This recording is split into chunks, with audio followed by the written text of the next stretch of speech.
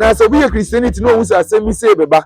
na otimi tina wo hye ho nkom na asem ni besi a na na mo de bo man no ene say e believe no do ene gidie di bu am famma yesu wansuwa ene se be yakomfo titiw e wo man mu ha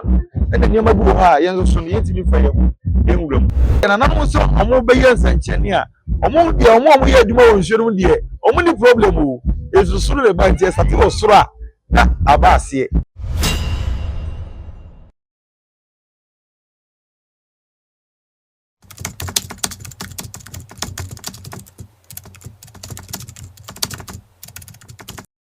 Medafo na nsan yi bentime ho ase abe Fontaine no so wo de no to nchen a oyi na hodo Ghana ene adenchi bia yete nsam foforo nipa wotwe nwu a edunum kwada ya omu mo hwe na makohwe mu kofiri kwa mu wuo ene nsam hodo bebere ne na abe Fontaine no so na yibusasa so dien ene taye kire ya Ghana yete oyene ana arehosama etise yi nsama yehu bi da ne neidie ya shase a yehuhu ya shafi ase asofo bi beka ensema hodo anankomhye e de babonten eno na ebe mu ana ananom so den na omo woka e de fa ensem ana yawo asisi Ghana ya fam no ho konfo baafo ajew e super mu konfo ono nam ne na de ahia wie ka me ho ne ni nkomo anam wata asebu mejo so awisi da ase no breso so das yo nana yen shase mfamfiri yenti a nananuma konfo yenti monka wo Ghana fanse Ghana momu ana Ghana mpumtu mu yenti monka e sha afi na se asofo bi ka bebre we besi ampa esisi nananuma asemo yedin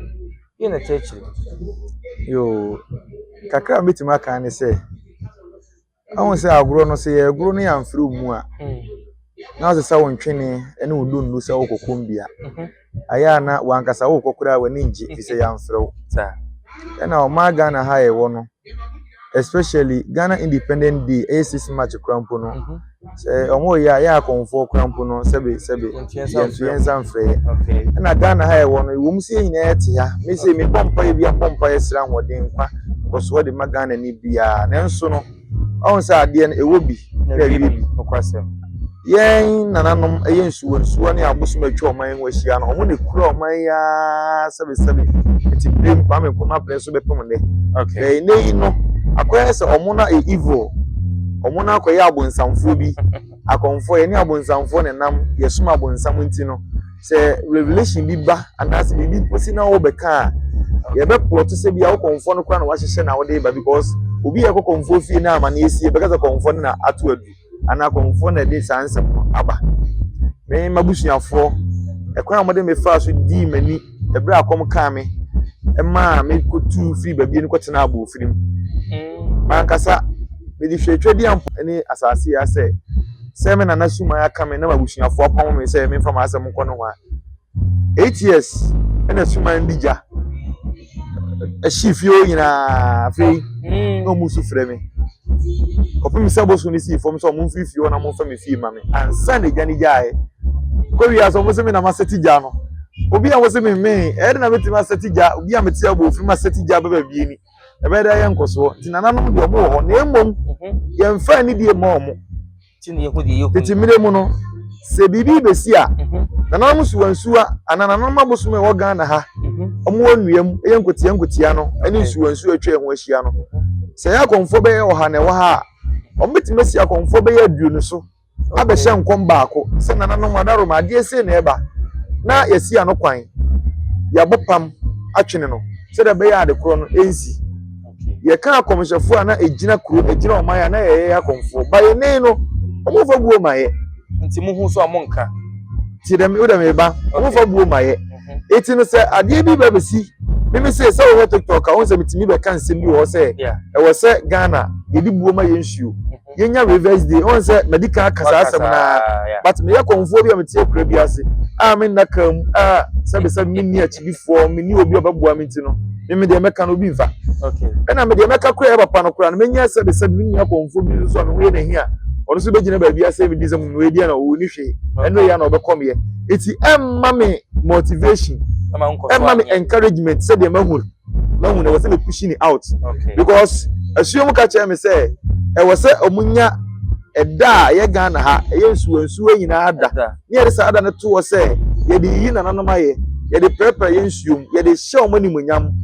ewo pepa ne mo mo de bo oman no Asuo de kan yi sa medical ye da to da ba on say galam say start here no mo say asuo pa mu ani bi obasa me fight pa me kan say bebre etufu bebre ba me ma asem na befa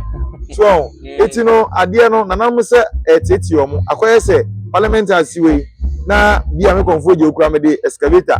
akodwire bu a ye beche me bekoje na ade na nsuo bi so da wa etimi funga mu nsuo ne say no nsuo no so no ne ma nete wo spiritual no ne ma nete wo eti Ghana nsuo nyina ya yo mo saa no mo ni tina bia bia se nsuo bi edan sei ana se nsuo bi esa no no akokwa no nsuo ho ana ode ne ma ko je asu foforo eti akaka bom bebre eti ama nsuo ne ni abere wo man mu a eti de ayo se ne se wo se ye ma ye ni ko hobi se Kristo no ye ni akọ Kristo ho a o se ye ma ye ni so ko na no nsuo ho ye ma ye ni so ko akonfo ho na omuso di omutumi atwedi ampode ama omo no eka bombua na ewo no so o hwe se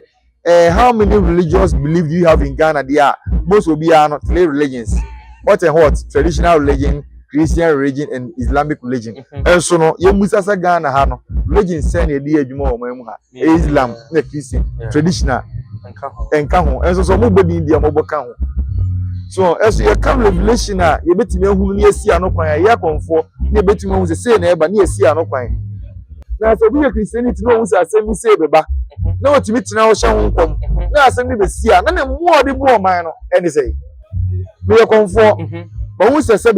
mpredi asa wo bewu me hu ye no mabeka okay ampa no wu ene chese maben enye na chese maben o wo mo no omo wo ni chichemu ye se odi ohu ene wodi otimi bompa ye si ano kwan o se nyame a da bi nyame oyi ade a kire no omwa Kristofo na kase oyi kire wa na wase no sasa na omoka na de na we de nyame yi kire wanse no eti nyame yi kire wa ono oyi kire ono ade si na ebeto oman ade si na ebesie eti se na ebenti peja ho fa yesi okay so on the maker no eti wo beka no out na wo beka nkomhye no na wasa ye hu bibi de esi ano kwan because empire na abebo because Ghana ha empire na omobo apart from empire minima de bi omoye no ne omoche empire in the name of Jesus oh no ma wie so what you say na me so bia me hu se bibi boni bi beba e bia me kwa asuom e se asuom na ebo okay so what you say na masira ho ni masie ye bia fa asuom se asem se bo be sie ntino se na we se na nyado because me se dwan me se makokọ me se hina etumi tadi apode awuram a ode bo ban dia wonyi saade ni fa nkwachi me yes saade na isi da na akonfo betumi aka bo magina de amagana edi amagana bra e bia yetitie ba bia na say mampanyi bia mampanifo bia mem ana je say omo nyina aka bo na me won sabe ka saade ni amfro mu a e ya na okoma yi me de me won bag ni ye me de on bag mo amutumi nye na wo mo ba bi no no ai so akonfo mo akasa mo hia de amagana say bia ye be koso bia no ye ma ni isi eno de e mo yorom kakra because one say buo bi ani ho e ya bia nka sabe mo buo de ma ye akonfo de a e no ba e bi o mu say religious belief no ye ka ho but bi ani a ye bi so je no ya na e ya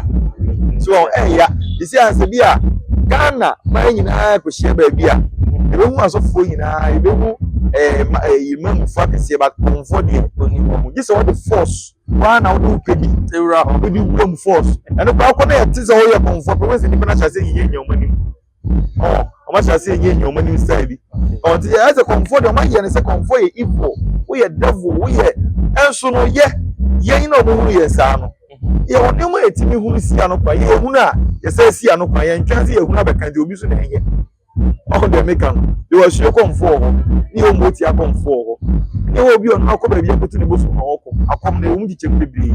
eti die o free trade ampon no nsu ogbo ni nsu a o de ne ho ma san ne so o de san ne so say on be show man ti na o de san ne so okay so on ti e ka say okomfo ntra o no musuo bi makurum ansa na akasa mi hu say ba na man si ano kwan okomfo de hu say musuo de ba na ọmọ musuo ni poduru ko mumpu no apa musuo no ene yesi konfo wi omprema de kuro ensaida konfo wi opodi kuro ho ban eno no eti editim na anema bibi sa esi we si a asofo oka ye de enka bi no nkyerese ye enka bi ye de yehu pa ne ka onya de mo fi Oh, okay. so because president aba e bi am konfo je pesa me ko cha president ye be yo sei ye ma unko ba asofo bi ka se ko cha president ya ye be won kwan amanako onti be de na me wo sabi adwen bi a e ti cross wo yi enko agina ba ku fo so wie believe so eti no sa na meka no e believe no do ene gigi e bu a mo famma yesu wansuwa ene sabi yakonfo titiw e wo ma emu ha no ene nyema bi wo ha yenzo so no yeti bi fa yemu yenwuram because ko ba shape mu amane se shi wadaroma me da mi hu se ade ese na ebi se shape mu wadaroma obeka se ebesi a yenzo so no a wo de bre se enyema wo hwe isi an mi nua ba ko da asangregua ye funka mu amone ne manyina ke ba bi na wo de bre me no me ko ye na mi nua nzo so e de ba bi awi ehye no obeda nya hoto so mining omo koye mining na ma sure ba ko dampo ayi ba bi ni mine ye fena sure po ampa wona di jaba e fi ho e no ko wu nsuo ni ani neti akata so nyina wo pese ko se bi so wo sane awia ko down na asio no mutumi nye bibi so to baby no bia bebe se woni e ma se do di ja to baby no wo mo no mo timu di se adwuma omo ye adwuma ye se ade ni wo bi na wie bi okay so se adwuma bi be koso kura amfi so a emafom okay no baby enti sana tie de na no so omo be ye nsanchani a omo de omo ye adwuma wo nsuo de omo ni problem o ezu suru be ba ntie sate wo suru a na abase enti aba start so but ko we can say e ya de fufuru bi na e ye nsuo bu ye mfa momo ene ade ne bipa say nsuo ye mfa ni bi momo na nanom samanfo ko ye mfa di ene di momo ba me ko ma kwa me gini say obi kura kai no say obu nsa kura kai no empire ne mo de say mo the bible na kwa me ko ma de o the bible bo mpo ye mana say je yo dabi e ya ma me na so holiday ni dua empire na abebo e wo sense gu esoso ye adwuma so na traditional council na koye hemfo na nanom hemfo na nanom hemfo so ogu nsa na se bia na nanom ka bibi kura ohene na oni ani so obeda hu se na nanom se mi nka nche o ma ga na sesi na mo na bia traditional council nka konfo ba ko mienu mi ensa ehyemu bia komo beku ede ya ba ko mienu bi de mienu ena ni nyina hu kura ba ko mienu bi de obo se bia bibi se na nanom kura sesi na ke atu hu anamo na aye because see amemi hu bibi na me koka enya me nua konfo be ka hwehwe ani mu e die na oni hwe wo su koka be ka sesi e ni do eni nka bom mo no so kra problem kakra so sa eti no se ebi a oman e wo mu no se omo de ani die ma na nanom suwa omo de ani die ma sebe ye tradition traditional belief na ana religion na be gidi se bibi be si a yesu ebetima boa ma de kro no akachi na ya da se ye de yanko hwehwe ne ba wi no then na osu se be ma Ghana fo abeji akom atum ama ya beto de ma Ghana fo betima gi akom atum adopa ne ya abonfo because mfiti ase ne de nyoma bi hihye Ghana fo tirim se nananom te sei abusum ye sei akonfo ye sei obekum obeyo sei ntini ye na sisi a ye mra bontin me kire ema omuhunu se scientist a na ye mu bi so edi akomu huhunu nipa no ye nsu fo huhunu nipa because nananom pedom nananom gidom nananom huhunu nananom kum nipa eduabo a nipa ye o se me abo obi dua mansuo nya na mabo obi dua saa na ebetimi di nsuo na hira ama na ye adwuma asumenti se obi di nsuo hira se me di asuo pa mu hira nipa asamasi me di asuo anto nya ma hira nipa ye be obi ya eduabo etumi esuo nya ma hira obi o etimi di hira ma na ye adwuma se o ti bi bodua ma na kire no o di hira obi so be ye adwuma dodo na ni na me ka san kire na betima ma nipa hu because the nima ne say edua esuo de bodua nipa nima ne say nsuo de say ade ba nipa nimi say nsuo ye nyame wodi ya ade ye a eyeye sa na wodi say ade nso eyeye sa na nyame tie nyame wodi say ade a eyeye wodi gina ade nso a eyeye sa na nyame tie sa na nsuo so tie nsuo so ye nyame so nti ade bia wo wakoma mu wode be sra fi twedi ampon ho no ebe ya adwuma ma wo isi akọ asọre obi mbu kwasia pa na nya oya na sufre nyame se obi abu kwasia na kanu me se ebe ya adwuma wo nipa no so saa na obi ya papa bi na anana nipa papa wa ye mi sire nyame tumi ni hira ma no nyame hira no ebe ya ebe san ya adwuma wo no so on dey make am by Ghana ha no de ni man say nsuo de bodua nsuo de sei nipa nti obi a timni se bosom de me kono ho obeche me kono ho obese ma brabo me wu adaache me ma brabo be basa saa hyew ne hye nipa gunti a omo ye bibi omo nso omo fra konfo so omo ma baby because omo ni bisa konfo de yes esu ye na ye esu ye ke betima gina ma bibi boni bi ba kura e betima apamo na free ho ye enye saa na akomadwuma ne tie enye saa na nma bosom so tie abosom afri twedi ampon eye nsuwa because tete bire mu na nanu nsuo eye adwuma na oman no wa ahoto no saa bire no se bi akure ewo mu kwaso kure yi nsuo eda kure mu hu anadwo na onam kure nim kenkran anadwo be 1 2 bo so onam fichiri saa bire no before be de se okoha obi bebiri obeche no kura obetete saa bire na be kire wo ho so obo se anro ba bi yeso obakure ma be wi ade abo hu na okohia no de abu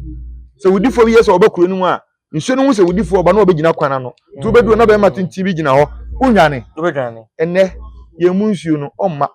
enti ene kuro no se de na nsuo si bokuro ho ban no enya adwuma biem na enya adwuma nche so mutumi ne ko tumi ne nko e omatena se no omohwe Ghana fo asa ma wachi a o ma ne de ne eno ne asem no gina question na obisa ne no ne asem no enti no se shopa mu kura hu se bia incident se na eba bisi a okacha me konfo je okura wa mu ye frɛ ye mfrɛ obi na wo ka se wa ne be je ebi ni se me ka se ye mmomodin se benya Rivers Day our Ghana because Christians celebrate Rivers Islamics will be okay and the traditional religion ye need be kan kura me masem go de one obi afo enko painting ka masem o ti se se nyame adom ye Ghana mampani se mo bie office bi eno kura minim sa konfo ka ho de a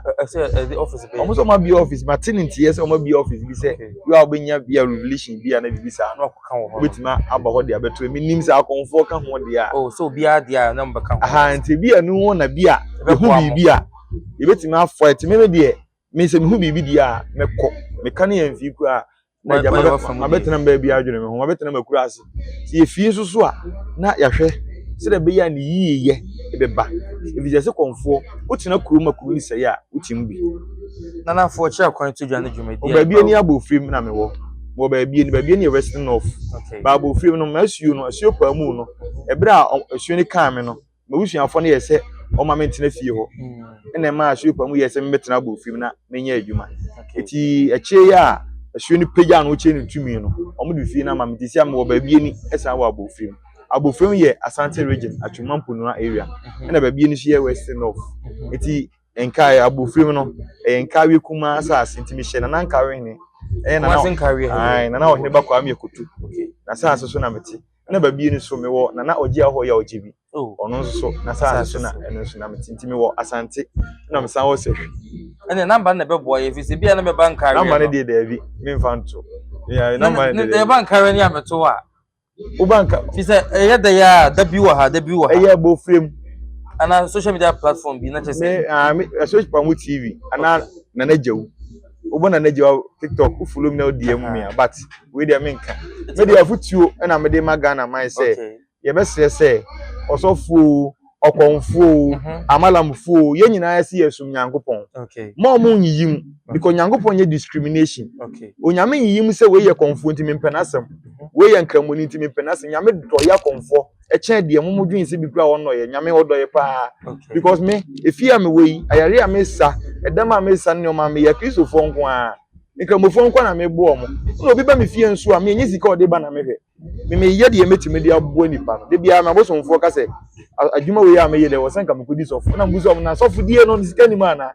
because mo hwe de wa me si ye ni ado ya me ye ni ayemi ya me ye obi ba me nchen kura de wa me si ye nipa no omodwe se di konfo pa because tete no na mo ko akonfie ni de me ye ni nyesa na ho mo ye but obi ba kura na oni bi na nipa no yare kura me ametimi ko pa aboa na me de abegina e de aye ade de amanipa no eti ana machidifo ni nyina yo mo wa se akom na me ko de wa me si ye me de ni different